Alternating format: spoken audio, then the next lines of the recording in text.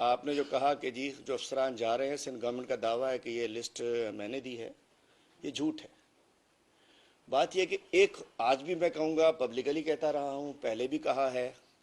کہ جی سندھ سے جو پرائم منسٹر کو میں نے خط بھی لکھے ہیں، جو ہے کہ جی سندھ میں گورننس تباہ ہو چکی ہے، سندھ میں کرمنل گورننس ہے، سندھ میں جو کرپشن ہو رہی ہے with the connivance of corrupt officers ہو رہی ہے، اور چونکہ ان میں بہت سارے پی ایس اور پی ایس پی آفسرز ہیں، جس کی وجہ سے سندھ میں عوام کی جان و مال خطرے میں ہے۔ سندھ کے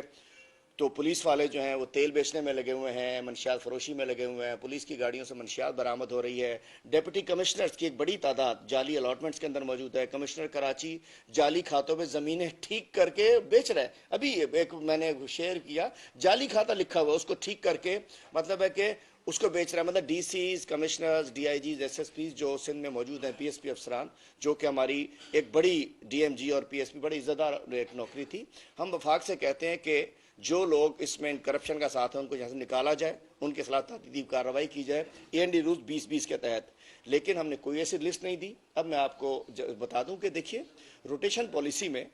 کل ہم نے خط پڑھا ہے یہ بھی کہ روٹیشن پالیسی میں کنسلٹیشن ہوئی، وزیر اعلیٰ صاحب نے جھوٹ بولا، لوگوں کو ورغلانے کی کوشش کی کہ جی سندھ کے افسروں زیادتی ہوگی۔ بھائی کہا چاروں صوبوں کے شفلنگ ہو رہی ہے، مطلب پنجاب چاروں صوبوں سے لوگ چینج ہو رہے ہیں نا، نہ پنجاب نے کہا، نہ کے پی نے کہا، نہ بلوچستان نے کہا، انہوں نے کہا جی سندھ کے افسروں سے زیادتی ہو رہی ہے۔ تو میں بتانا چاہتا ہوں یہ کنسلٹیشن ہوئی، چیف سیکرٹری صاحب being the head of the province افسر شاہی بیوروکریسی میں سے ان کو آن بورڈ لیا گیا، اس اوور آل پالیسی ڈیسیجن پہ سب کو آن بورڈ لے کر پچھلی دفعہ جو نام مانگے گئے تھے ان سے مانگے گئے تھے سندھ گورنمنٹ سے،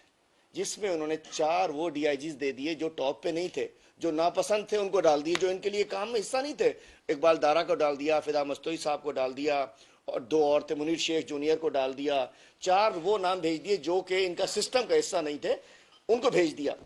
اس وقت اگر ٹاپ سے اس وقت جو لسٹ ہے، جہاں تک میں سمجھتا ہوں کہ وہ ٹاپ سے جن کو میکسیمم پیریڈ ہے ان اوپر سے نام ڈال رہے ہیں، تو کوئی چوائس نہیں ہے، تو ان کے نام کسی کے نہیں دیے، اور ہم سمجھتے ہیں کہ جو کرپٹ لوگ ہیں ان کو سندھ سے ان کو فارغ کر کے ان کے خلاف تادیبی کارروائی ہونی چاہیے، اور روٹیشن پالیسی میں اور سندھ کے افسران کی جو بات کی، تو میں کہنا چاہتا ہوں کہ جی سندھ کے افسران زیادتی ہے۔ اے ڈی خواجہ کو کس نے نکالا سندھ سے؟